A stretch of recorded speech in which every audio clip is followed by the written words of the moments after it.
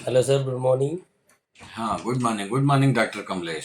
Sir, मैं आपसे ये पूछना चाह रहा हूँ, हाँ जो हाँ। दिल्ली में प्रोटेस्ट के लिए स्टूडेंट गए हुए हैं हाँ हाँ। और सोनम वांगचुक पे आप क्या कहना चाहते हैं? क्या उनके साथ सही नहीं, हो रहा वो है? तो हमारे लिए लड़ रहे हैं, हमारे परिवार, हमारी हमारी औलादों के लिए लड़ रहे हैं। उनका पर्सनल स्वार्थ तो इसमें कुछ नहीं है। हमारे लिए बैठे हैं, लेकिन आज का युवा अभी भी नहीं समझ रहा।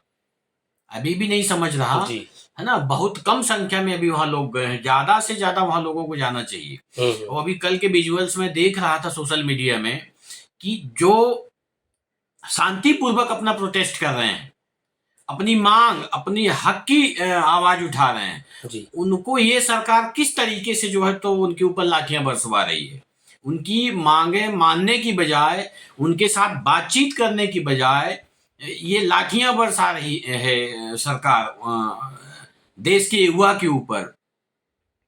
आंसू गैस के गोले छोड़े जा रहे हैं, उन्हें डंडों से पीटा जा रहा है।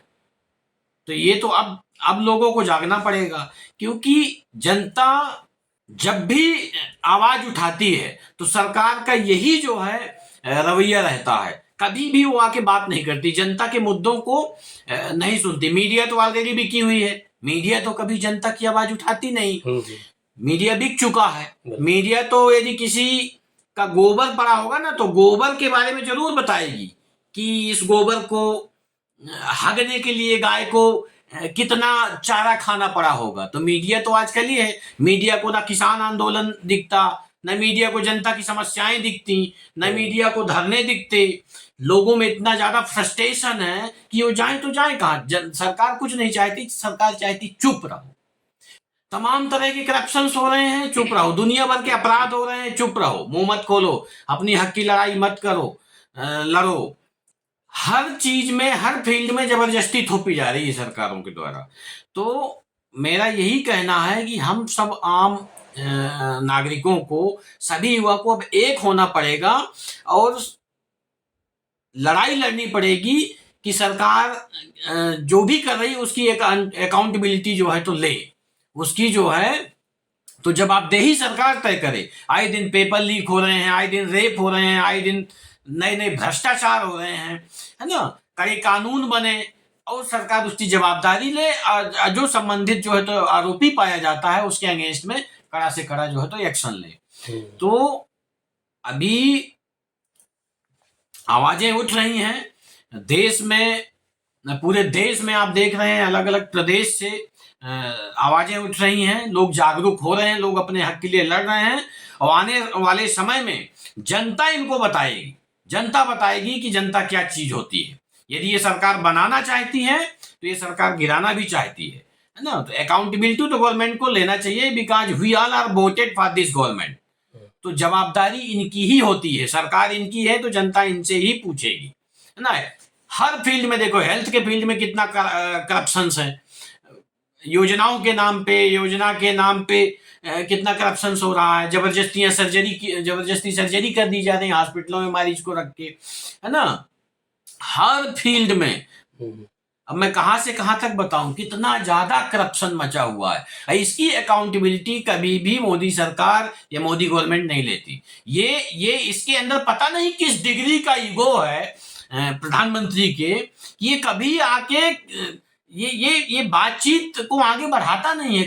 चाहे मैं अकेले की बात क्या करें, लाखों लाख लोग बैठे रहते हैं बॉर्डर पे। वहां बैठे रहे किसान, सालों बैठे रहे, 600-700 किसान मर गए, इसके बाद हम्म। भी इनकी कोई अकाउंटेबिलिटी नहीं है। ये बातचीत नहीं करती है। देश विदेश घूमने के लिए जाते हैं और अपनी टैक्स का पैसा, कमाई का पैसा ये आम जनता का उड़ा रहे हैं विदेशों में जाकर। किस वजह से गए, क्या फायदा हुआ, क्या करके आए वहां, क्या नुकसान हुआ, कोई भी चीज जो है डिस्कस नहीं करते। तो सर, इस प्रोटेस्ट से कुछ बदलाव आएगा शिक्षा में? बिल्कुल बदलाव आएगा। हम सबको एकजुट होने की जरूरत है। शिक्षा में पारदर्शिता तभी आएगी जब हम आवाज उठाएंगे। तो सर, सरकार तो सामने आ ही नहीं रही, बात नहीं करने के लिए सरकार तैयार है। बिल्कुल बात करेगी। हम सबको एक होना पड़ेगा, आवाज उठाना पड़ेगा। हमें अपने अधिकारों को जानने की जरूरत है। हम्म।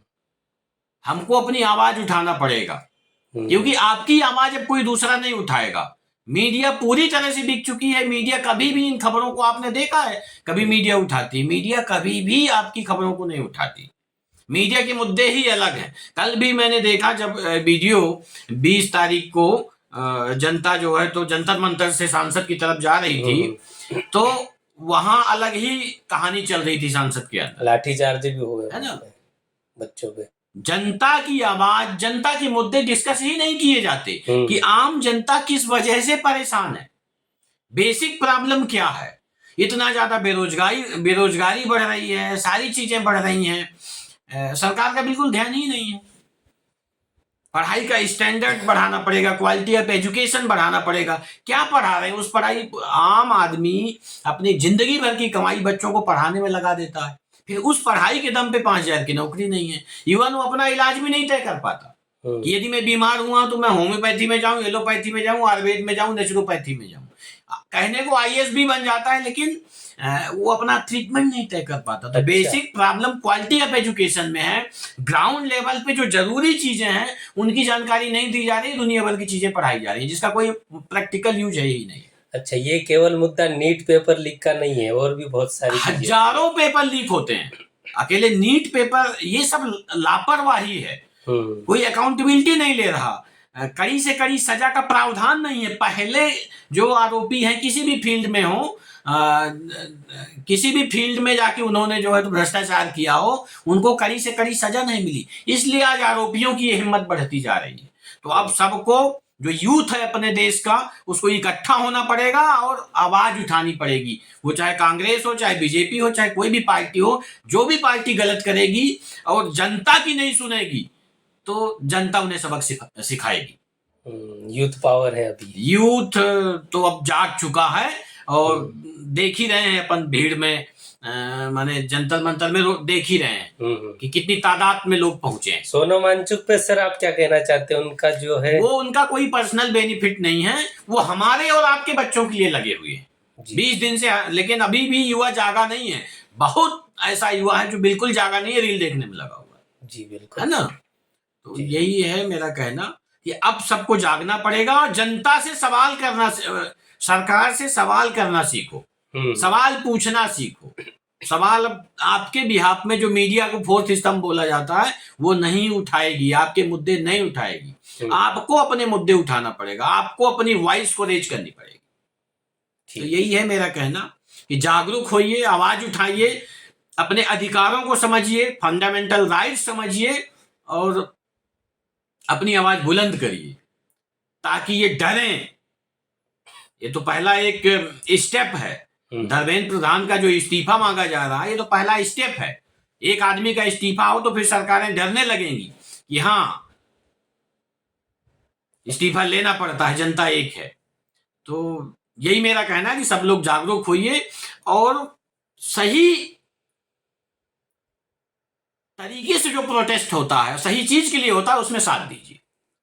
ठीक है, आपको क्या लगता है धर्मेंद्र प्रधान देंगे इस्तीफा? बिल्कुल लेके रहेंगे। धर्मेंद्र प्रधान क्या, मोदी को अभी इस्तीफा लेना पड़ेगा, क्योंकि वो तो सामने आ ही नहीं रहे बात करने के लिए। वो सब आएंगे बात करने, अभी जनता वहां से हटी नहीं है। इस्तीफा तो होगा, होके रहेगा। और इस्तीफा बस से सिस्टम में सुधार नहीं होने वाला है। बहुत सारी चीजें हैं जिसमें बदलाव लाने की आवश्यकता है। सरकार को ही चेंज, अब जनता ही मालिक है, जनता तय करेगी।